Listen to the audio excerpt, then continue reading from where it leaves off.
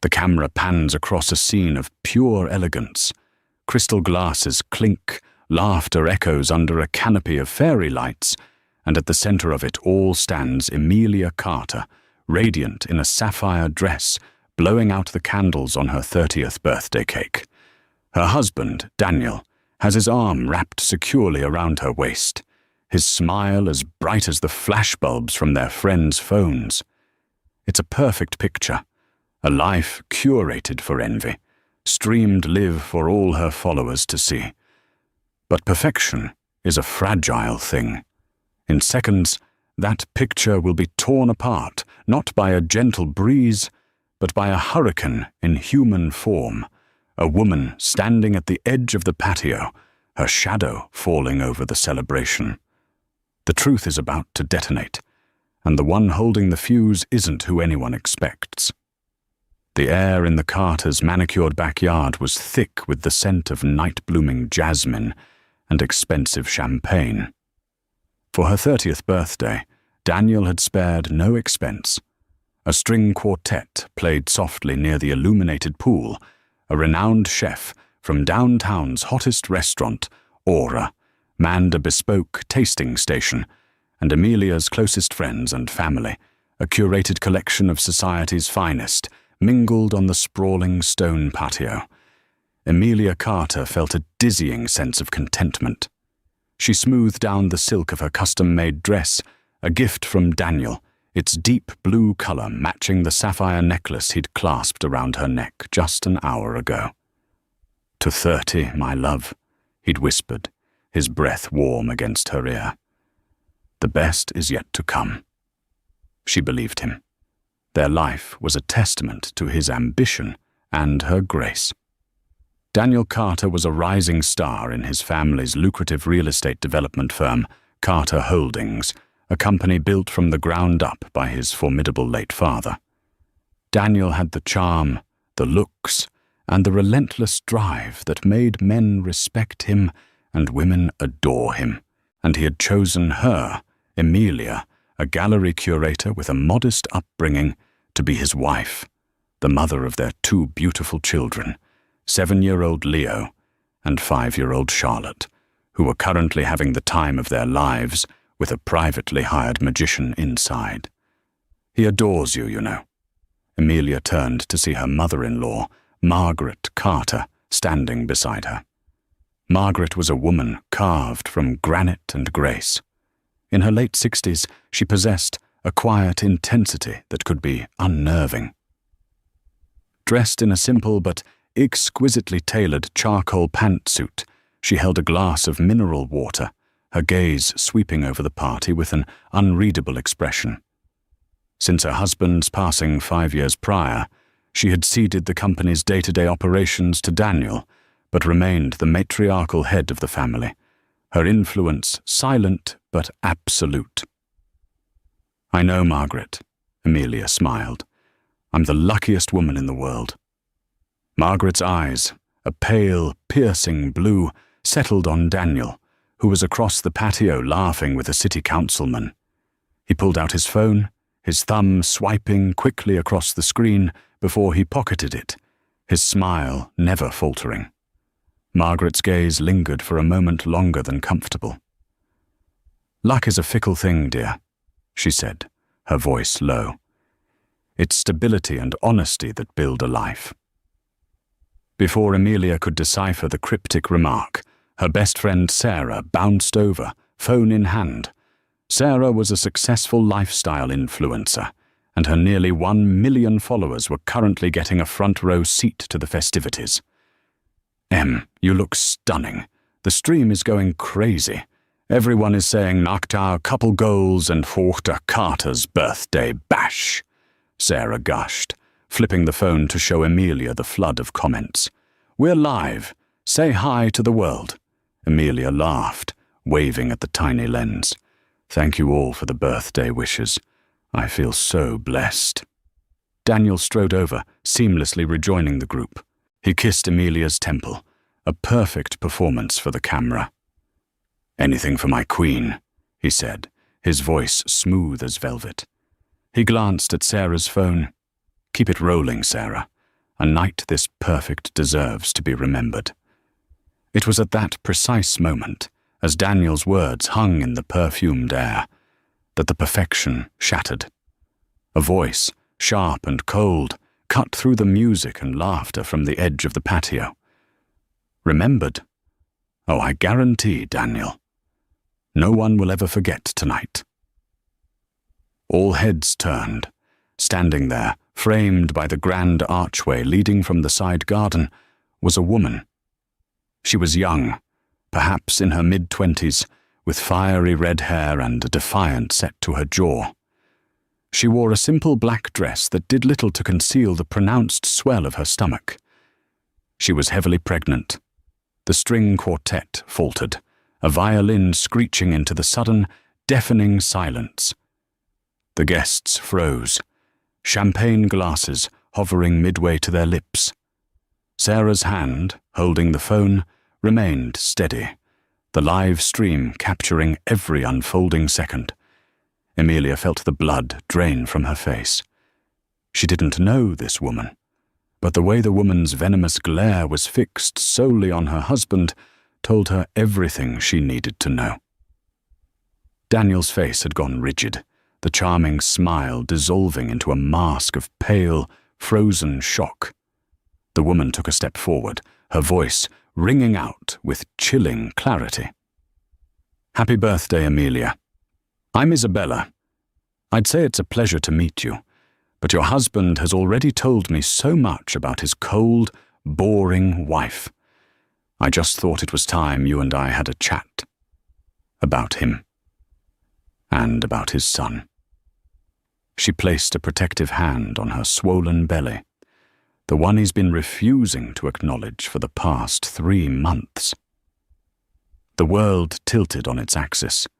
Amelia's first thought was that this was a mistake, a horrible, cruel prank. This couldn't be happening. Not here. Not now. Not in the middle of her perfect party, with her perfect life being broadcast to 1 million strangers. The silence was a physical weight, pressing down on them all. Every eye in the garden was locked on the triangle of 3 people: the stunned wife, the terrified husband, and the pregnant mistress. Daniel was the first to break the paralysis. He moved with a jerky, unnatural speed, stepping in front of Amelia as if to shield her, though it felt more like he was trying to block Isabella's path. "What the hell are you doing here, Isabella?" he hissed, his voice a low, dangerous growl that Amelia had never heard before. "You need to leave. Right now." Isabella laughed, a sound utterly devoid of humor. "Leave? I'm not going anywhere, Daniel. Not until your wife knows exactly what kind of man she's married to." She looked past his shoulder, her eyes finding Amelia's again. The pity and triumph warring in her gaze made Amelia's stomach churn. "He told me you two were basically separated," Isabella continued, her voice rising, ensuring everyone could hear. "That you lived separate lives under the same roof for the sake of the children. He said your marriage was a business arrangement, a cold, loveless sham."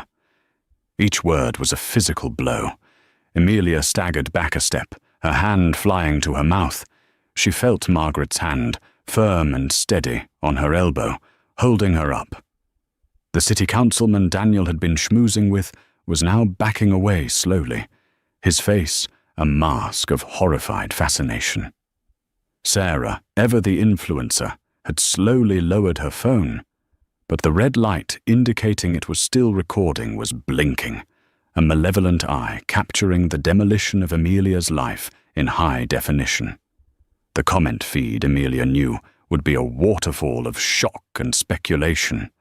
"That's a lie," Daniel finally roared, his composure cracking completely. "This woman is delusional. I barely know her. She's a stalker. She's been harassing me for months." He turned to the stunned guests. "I'm so sorry, everyone. This is a private security matter. She's unwell."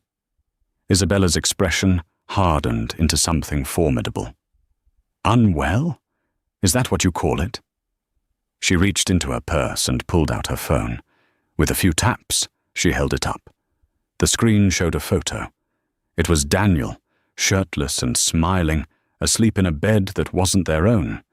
The distinctive pattern of the headboard, a custom design from a boutique hotel they'd once considered for a weekend getaway, was unmistakable. A collective gasp rippled through the crowd. "I have hundreds of these," Isabella said, her voice dropping to a deadly calm. "Texts, voicemails, the reservation confirmations for our trips to Napa and Lake Como. Trips you told your wife were business conferences." Amelia felt the air leave her lungs. Napa, Lake Como. The long weekends he'd been so sorry to miss family events for. The expensive gifts he'd brought back for her and the children. Guilt offerings she'd been too blind to recognize. "He told me he was going to leave you after the holidays," Isabella pressed on, her eyes welling with tears that seemed genuine. "He said he was just waiting for the right time. He helped me pick out a name for our son, for Noah." The name hung in the air, an invisible, weighty thing. Noah. Daniel lunged for Isabella's phone, but she was too quick, snatching it back. "Don't you touch me!" she shrieked. The chaos was absolute. Guests were murmuring, pulling out their own phones to record. The string quartet had packed their instruments and were trying to discreetly flee the scene. The magician had poked his head out the back door, seen the drama, and promptly vanished back inside with the children. Amelia's mind was a whirlwind of betrayal and humiliation. Every shared smile, every whispered, "I love you," every promise for the future now felt like a lie. Her life wasn't a fairy tale. It was a stage play, and she was the only one who hadn't been given a script. She finally found her voice, a broken, trembling whisper. "Daniel, is it true?" He wouldn't look at her. His eyes were wild, darting between Isabella and the shocked faces of his friends and colleagues. His entire world, his carefully constructed reputation, was imploding live on the internet. "Of course it's not true, baby," he said, his voice pleading, desperate. "She's lying. She doctored those pictures. She's trying to extort me. We'll call the police. We'll get a restraining order." But his denial was hollow. The panic in his eyes was the truth. It was then that Margaret Carter, who had been a silent, solid presence at Amelia's side, finally moved. She stepped forward, her posture radiating an authority that silenced the murmurs. She didn't look at Isabella. She didn't look at the guests. She looked directly at her son. "Daniel," she said, her voice as cold and clear as ice water. "Stop talking." She then turned to the shell-shocked Amelia and the tearful Isabella. Her next words stunned everyone into a new, deeper silence. "No one is calling the police, and no one is leaving." She looked toward Sarah, whose phone was still faithfully documenting the carnage. "Sarah, dear, keep that stream running. In fact, point it right here." She gestured to the space between the three of them. "It seems this family has some truth to discuss, and I, for one, think the world should hear it." A new wave of shock rolled through the partygoers. If they had been expecting Margaret Carter to circle the wagons, to protect her son and the family name at all costs, they were dead wrong. Her command to keep the live stream running was so counterintuitive, so utterly bizarre, that it reset the entire dynamic of the confrontation. Daniel stared at his mother as if she'd grown a second head. "Mother, what are you doing? Turn that damn thing off. This is a private matter." "It stopped being a private matter the moment Isabella walked onto this patio, Daniel," Margaret replied, her tone leaving no room for argument. She turned her attention to Isabella, her pale blue eyes assessing the younger woman, not with anger, but with a strange, clinical curiosity. "And it certainly stopped being private the moment you decided to sire a child outside of your marriage." Isabella flinched but held her ground. "He promised me." I'm sure he promised you many things, Margaret interrupted coolly. My son is very good at making promises. This was Margaret's gambit. She was taking control, transforming a chaotic, emotional ambush into a structured, albeit terrifyingly public, tribunal. By embracing the live stream, she was seizing the narrative. The online audience, now numbering in the tens of thousands, was no longer just a passive observer of a scandal. They were a jury. Amelia felt numb, a ghost at her own party. She was vaguely aware of Sarah repositioning herself, a grim look of journalistic duty on her face as she framed Margaret, Daniel, and Isabella in the shot. The comments must be flying, a torrent of digital judgment. Her life was now content, a viral train wreck. "All right," Margaret announced, her voice carrying across the silent yard. "Let's have it, all of it. No more whispers or back-alley accusations." She looked at Isabella. "You claim this child is my grandchild. You claim my son promised to leave his wife for you. Present your evidence." Then she turned to Daniel. "And you, Daniel. You claim this woman is an extortionist and a stalker. You claim her accusations are lies. Prepare your defense." It was surreal. It was insane. It was happening. Daniel, looking cornered and desperate, began to bluster. "This is ridiculous. I will not be cross-examined by my own mother on a live feed. Amelia, honey, let's go inside. We can sort this out." He reached for Amelia's arm, but she pulled away, as if his touch was scalding. The numbness was beginning to recede, replaced by a slow-burning, righteous anger. "Sort this out, Daniel? You lied to me for months, maybe years. You stood right there an hour ago and told me the best was yet to come." Her voice cracked. Was this it? Was this the surprise? Before he could answer, Isabella spoke, her voice thick with emotion, but gaining strength from Margaret's unexpected platform. "He's been lying to both of us. He told me you two hadn't been intimate in over a year. He showed me divorce papers he said he was getting ready to file." "Divorce papers?" Amelia choked out, looking at her husband's ashen face. "She's lying," Daniel insisted, his voice pitching higher in panic. "There are no papers." "Then what was this?" Isabella swiped on her phone again and held it up. It was a screenshot of an email sent from Daniel's official work address. The subject line read, "Draft, Marital Settlement Agreement." Amelia's heart hammered against her ribs. She recognized the format. It looked real. Daniel's defense was crumbling with every piece of digital evidence Isabella produced. He was a cornered animal, and his next move was to lash out. "Fine. You want the truth?" He spat, his eyes wild. He was no longer speaking to Isabella or his mother, but to the invisible audience, to his friends, to anyone who would listen. "Yes, I had an affair. Maybe I did. But do you know what it's like to live with someone so passionless? Someone who is more interested in art auctions and charity luncheons than her own husband." He gestured wildly at Amelia. "Our marriage was dead long before I met Isabella. I stayed for the children, for the family image." The cruelty of his words was breathtaking.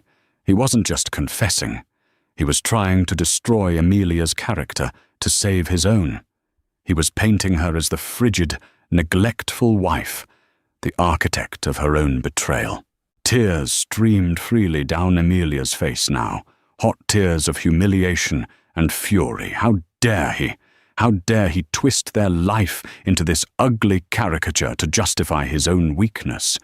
But through her own pain, a strange realization dawned. Margaret wasn't reacting. As her son viciously tore down his wife, the mother's face remained a stony, unreadable mask. She wasn't defending Amelia. She wasn't chastising Daniel. She was simply watching. She was watching her son dig his own grave, and she hadn't handed him a shovel. She had simply pointed to the softest patch of ground and told him to start. An alliance, unspoken and unnerving, had formed in that moment. Margaret Carter was on her side. Amelia didn't understand why. Mothers were supposed to protect their sons, especially flawed, golden child sons like Daniel. But Margaret was doing the opposite. She was orchestrating his public execution, and the horrifying, gut-wrenching truth was that she was just getting started. With the spotlight firmly on him and his initial denials shattered, Daniel Carter shifted tactics. The cornered animal became a performer. If he was going down, he was going to try and salvage some semblance of sympathy, to recast himself not as the villain, but as a tragic, misunderstood man. He took a deep breath, running a hand through his perfectly styled hair, his face a mask of pained sincerity. He turned, making sure to face Sarah's phone, addressing the thousands of unseen viewers directly. "Look, I know how this looks," he began, his voice taking on a tone of deep, regretful gravitas. "I'm not a perfect man. I made a terrible mistake. A mistake I will regret for the rest of my life." He took a step towards Amelia, who instinctively recoiled. "Amelia," he said, his voice dropping to an intimate whisper, loud enough for the phone's microphone to catch. "I was lost. The pressure of the business since Dad died. It's been immense. I felt like I was drowning, and I sought comfort in the wrong place. It was meaningless. It meant nothing." He turned his gaze on Isabella, and now his expression was one of pity. "And you, Isabella, I know I made you promises. I was weak and I was selfish, and I led you on. I never should have done that. But a future together, a family, that was never real. You have to know that." It was a masterclass in manipulation. In one short speech, he had tried to frame his affair as a cry for help, diminish Isabella's role to a moment of weakness, and apologize to Amelia while simultaneously blaming his actions on external pressures. He was attempting to control the narrative, painting himself as a flawed but ultimately repentant husband, overwhelmed by responsibility.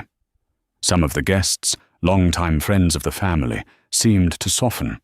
A few murmurs of sympathy could be heard.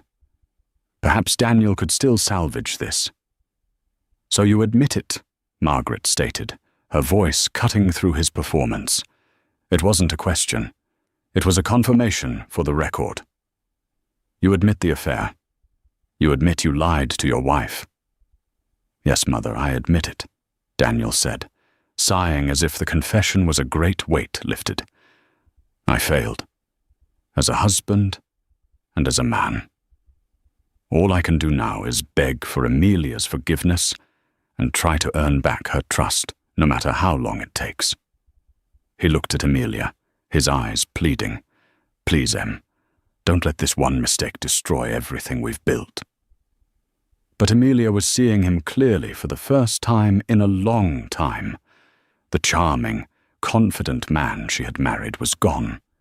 In his place was a stranger, a desperate, pathetic liar who was more concerned with public relations than the gaping wound he had torn in their family.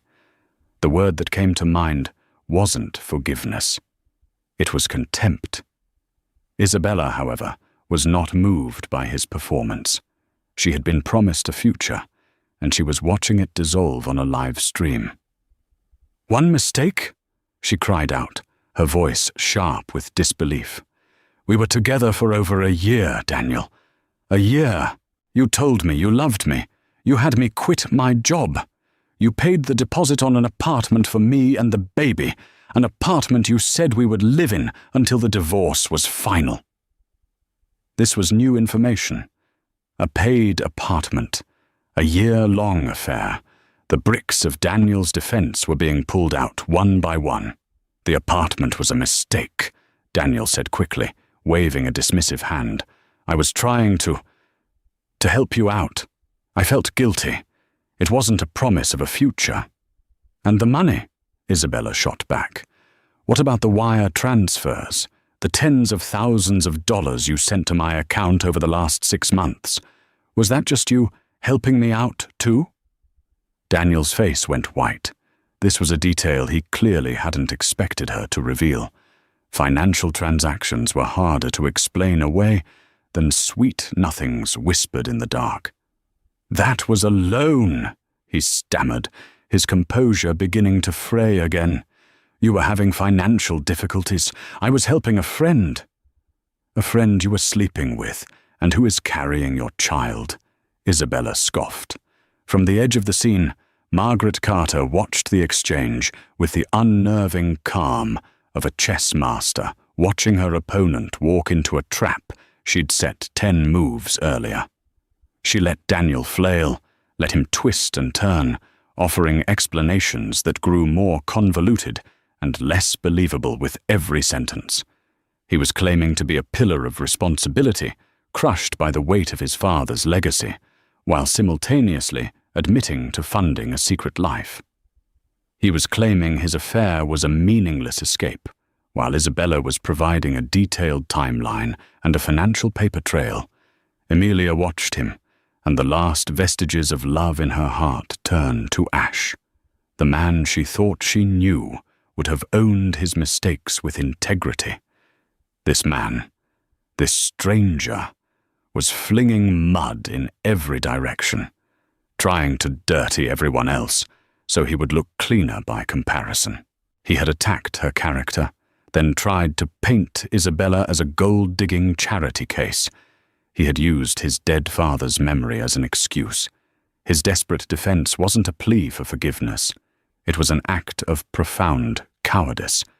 And as he stood there, sweating under the soft glow of the party lights, Emilia saw the cracks, not just in his story, but in the very foundation of the man himself.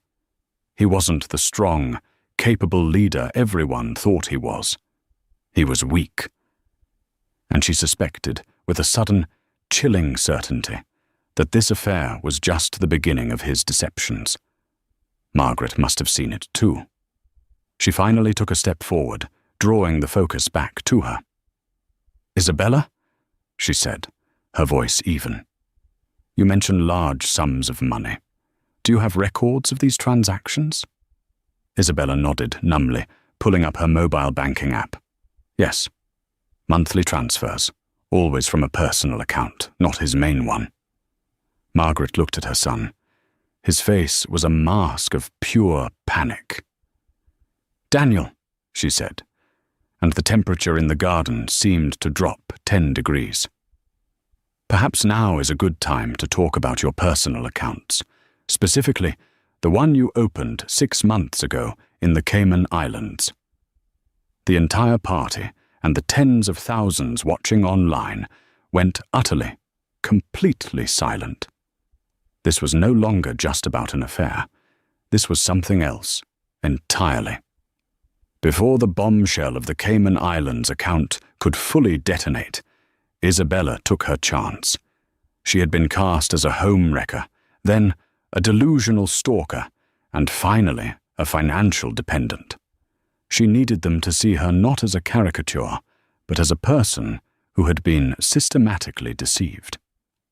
"Before we talk about his secret bank accounts," Isabella said, her voice shaking but resolute, "let me tell you who I am." She looked directly at Emilia, a flicker of shared humanity passing between them for the first time. "My name is Isabella Rossi. I was a junior analyst at Sterling Financial, one of the firms that consults for Carter Holdings. That's how I met him." She began to pace slowly, her story unfolding with a painful sincerity. "He sought me out. He told me he was impressed with the report I had written. He started with coffee, then lunch. He was charming, attentive. He made me feel seen. He told me about his life, about the pressure he was under. And he told me about his marriage." Her eyes locked on Emilia again. "He painted a picture of you, Emilia. He said you were a wonderful mother, but that you two had grown apart years ago. That you were more like business partners, co-parenting and maintaining a public image. He said you were both too polite and conflict-averse to admit it was over. He made it sound so tragic and believable. Emilia felt a sickening lurch. Daniel had used the truth of their busy, sometimes disconnected, lives and twisted it into a weapon against them both. He had isolated them from each other with a narrative of polite distance, a narrative he had fed to Isabella to justify his betrayal. He pursued me for months, Isabella continued. I said no, I told him I couldn't be involved with a married man. But he was persistent. He swore it was over in all but name. He showed me that draft of the settlement agreement. He said he was just waiting until after your 30th birthday to tell you. He said he didn't want to ruin such an important milestone for you. He made it sound considerate. The irony was acidic. He had used Emilia's own birthday as a tool in his deception, a deadline in his manufactured timeline of leaving his wife. When I found out I was pregnant, Isabella's voice cracked, and she put a hand on her stomach. I was terrified. But he was so happy, or he pretended to be. He said it was a sign that we were meant to start a new life together. He helped me find the apartment. He sent me money so I could quit my job because the stress was bad for the baby. He promised me he would be there for the birth of our son, Noah. She looked at Daniel, her expression now one of pure scorn. Then, about 3 months ago, he started to change. He became distant. He cancelled our meetings. The money still came, but the calls stopped. He said work was overwhelming. I tried to believe him. But then a friend, who still works at Sterling, sent me a link to a society blog. It was a photo of you and Emilia at a charity gala. The caption read, "Real estate mogul Daniel Carter and his stunning wife Emilia, proving once again that true love is real." You were looking at her, Daniel, with that same smile you used on me. And I knew it was all a lie. She pulled out a small, folded piece of paper from her purse. I did a paternity test as soon as I could. I sent him the results a month ago. 99.999% probability. He never responded. She held out the paper. He hasn't spoken a single word to me since. Her story was complete, detailed, and devastatingly plausible. She wasn't a predator. She was a victim of a practiced predator. He hadn't just cheated on his wife. He had constructed an entirely separate, false reality for his mistress, complete with props like fake legal documents and a carefully curated backstory of a broken marriage. So when I saw on Sarah's Instagram that she was live streaming this perfect party for his perfect wife, Isabella finished, her eyes flashing with a righteous fire. I decided I was done being his dirty little secret. I was done being the woman he hid in an apartment while he played the devoted husband. If he wouldn't acknowledge his son, then I would make him. In front of everyone he was trying so hard to impress. The silence that followed was different. It was heavy with the weight of Isabella's truth. She was no longer just the other woman. She was a woman who had been lied to, manipulated, and abandoned.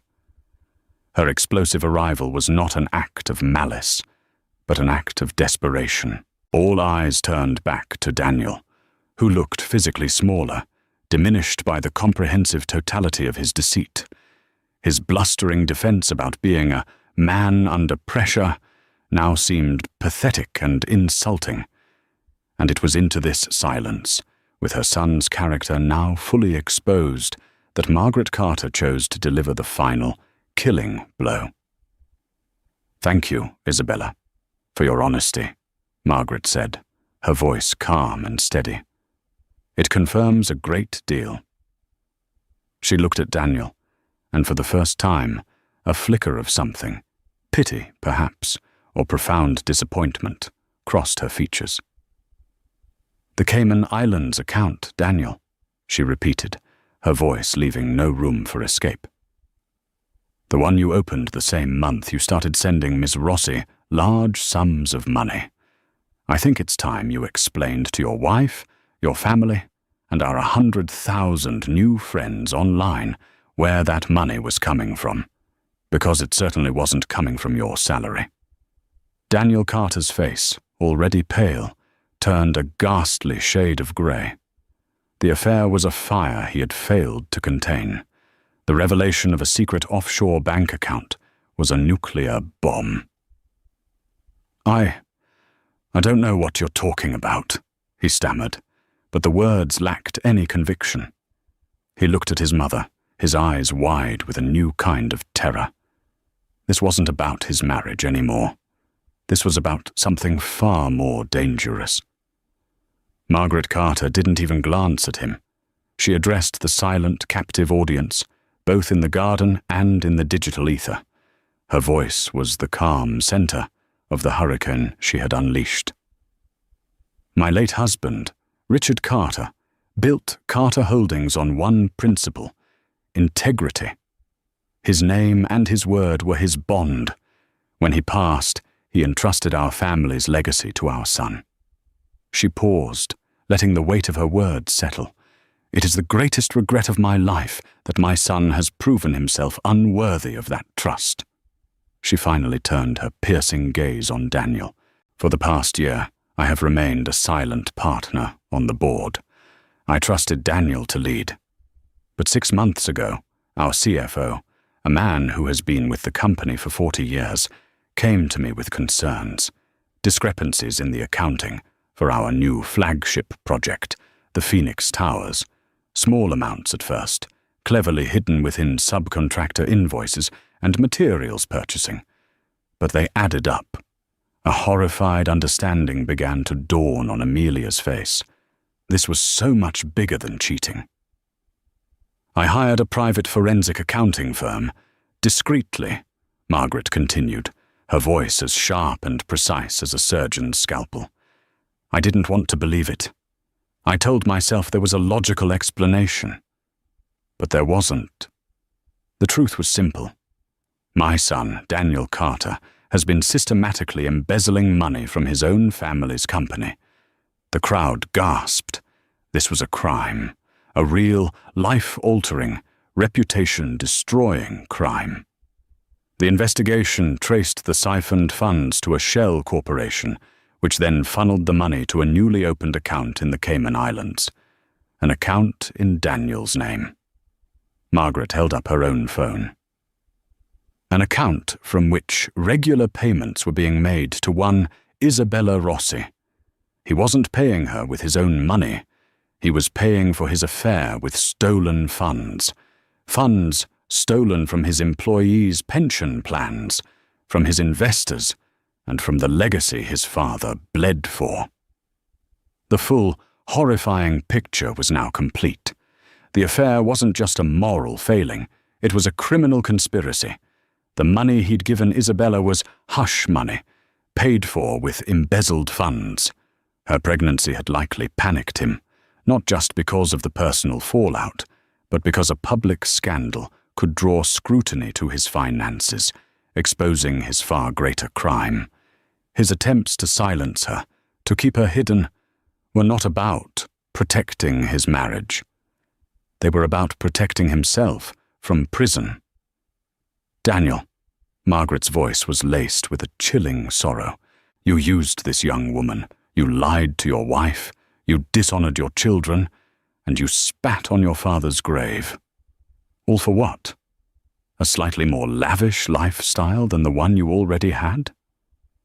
To fund this pathetic double life? Daniel was hyperventilating now, looking around wildly for an escape that didn't exist. Mother, no. Please. We can fix this. Internally. We don't have to. Fix this. Margaret's voice rose for the first time, ringing with a righteous fury that made everyone flinch. You have exposed this family to financial ruin and public disgrace. You have committed felonies, Daniel. Did you think I would help you cover this up? That I would choose my criminal son over the honorable company your father built?" She took a deep breath, her composure returning. She looked at Amelia, her eyes filled with a profound, aching apology. "Amelia, my dear, I am so sorry. I am sorry I raised a man so weak, so deceitful. I suspected the affair, but I needed to be certain of the financial crimes before I acted. The live stream. I insisted on it because I knew Daniel's only currency is public perception. I needed to strip that away from him, to leave him with nothing but the ugly truth, exposed for the entire world to see. There could be no spin, no quiet settlements, only a public reckoning. It all clicked into place. Margaret's strange calm, her insistence on the live broadcast. It wasn't a cruel whim. It was a calculated, brutal, necessary strategy. She had used Isabella's personal tragedy as the catalyst to expose Daniel's professional treachery, knowing it was the only way to ensure he couldn't talk his way out of it. She had sacrificed her son's reputation to save the family's legacy. She looked past the cameras, past her guests, to the front gate of their property. As if on cue, the distant blue and red lights of police cars could be seen flashing, growing brighter as they approached the house. The forensic accountant's full report was sent to the district attorney an hour ago, Margaret announced to the silent yard. And I believe they are arriving now to ask you some questions, Daniel. Daniel Carter finally broke. A strangled sob escaped his lips, and he sank to his knees on the perfectly manicured lawn, his face in his hands. The golden boy, the charismatic heir, the perfect husband, was utterly and irrevocably destroyed, and his own mother had just handed the world the matches to light his funeral pyre. The arrival of the police turned the surreal spectacle into a grim reality. Detectives, their faces impassive, moved through the stunned party guests as if they were wading through wax figures. The live stream, which Sarah had finally, mercifully ended, had done its job. The story was already a raging wildfire online, with Darjan Carter collapse and Folgelat's mother's justice trending worldwide. Daniel offered no resistance. He was a hollowed-out shell of the man he had been just an hour before. As they led him away in handcuffs, his gaze found Amelia's one last time. There was no anger, no apology, just a vast, empty landscape of defeat. Amelia felt nothing. Not pity, not satisfaction, just a profound and desolate sense of release. The man she had loved had been an illusion, and the illusion had just walked out of her life forever. In the chaotic aftermath, as guests gave hushed statements to the police, and the catering staff quietly packed away the remnants of the disastrous celebration, a strange kind of peace settled over the three women at the center of the storm. Margaret Carter stood by the pool, looking out at the dark water, the reflection of the fairy lights shimmering like fallen stars. The iron mask of control had fallen away, and in its place was the deep, weary grief of a mother who had been forced to condemn her own child. Amelia walked over and stood beside her. For a long moment, they said nothing. "I had to," Margaret finally whispered, her voice rough with unshed tears. "To protect the company, to protect you and the children, to protect what little is left of your father's honor. It was the only way." "I know," Amelia said softly, and to her own surprise, she reached out and took her mother-in-law's hand. It was cold and trembled slightly. "Thank you." The gratitude was for more than just exposing the lies. It was for the brutal, cleansing fire of the truth. Margaret had not tried to patch things up or manage the scandal. She had amputated the diseased limb to save the body, and in doing so, she had given Amelia the one thing she desperately needed: a clean break. There would be no agonizing months of indecision, no couples therapy, no attempts to rebuild a foundation of lies. There was only the ashes, and from ashes, something new could grow. A short distance away, Isabella sat on a patio chair, a police officer taking her statement. Her role in this had shifted from antagonist to key witness. Margaret had already assured her that the family would not abandon her or the child. A trust would be established for the baby, Richard Carter's grandchild, regardless of the circumstances, and top-tier legal counsel would be provided to ensure she was treated as a cooperating witness in Daniel's case, not an accomplice. She was a victim of his manipulations, too. When the officer finished, Isabella approached Amelia hesitantly. "Amelia, I am so sorry for the way this happened, for the pain I caused you tonight." Amelia looked at the young woman, at the life stirring within her husband's son, her children's half-brother. The anger had dissipated, leaving only a complex, weary sadness.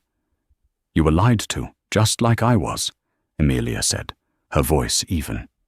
"He used us both. Tonight you just brought the truth into the light. It was going to come out eventually. You just ripped the bandage off. It wasn't forgiveness. Not yet. But it was an acknowledgement of a shared wound inflicted by the same man." The days that followed were a blur of lawyers, headlines, and quiet conversations with Leo and Charlotte, explaining in simple terms that Daddy had made big mistakes and needed to go away for a while. But through it all, Amelia was not alone. Margaret was a constant, formidable presence, handling the legal and corporate fallout with ruthless efficiency, shielding Amelia and the children from the worst of the media storm. A new matriarchy was being forged in the rubble of Daniel's destruction. The house, once a symbol of a hollow, gilded life, became a sanctuary of healing. The two women, the wife and the mother, once connected only by their love for a man who had betrayed them both, were now bound by a fierce, mutual respect and a shared determination to build a new future for the Carter family, one based not on charm and appearances, but on the unshakable bedrock of integrity and truth. The party was over, but for Amelia Carter, a new, more authentic life was just beginning. The weeks following what the media had dubbed the birthday party massacre were a masterclass in controlled demolition. Under Margaret Carter's iron-willed guidance, the narrative was swiftly and brutally reshaped. Carter Holdings issued a statement, penned by Margaret herself, expressing profound regret and announcing an immediate, transparent internal audit.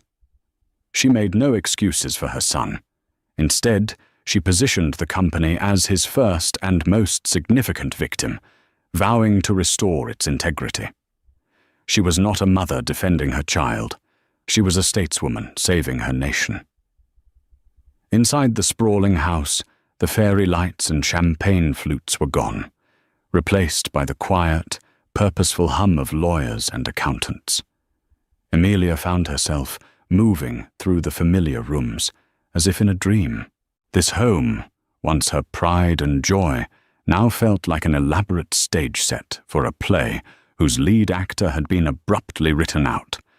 Her first act of reclamation was to pack Daniel's closet. She meticulously folded his expensive suits, boxed up his watches, and stripped the shelves of his custom-made shoes, her movements methodical and devoid of emotion. It wasn't an act of anger, but of sanitation. She was cleansing her space. Leo, ever observant, stood in the doorway of the master bedroom, watching her. "Is Daddy ever coming back from his time out?" he asked, his 7-year-old mind trying to fit the incomprehensible into a familiar framework.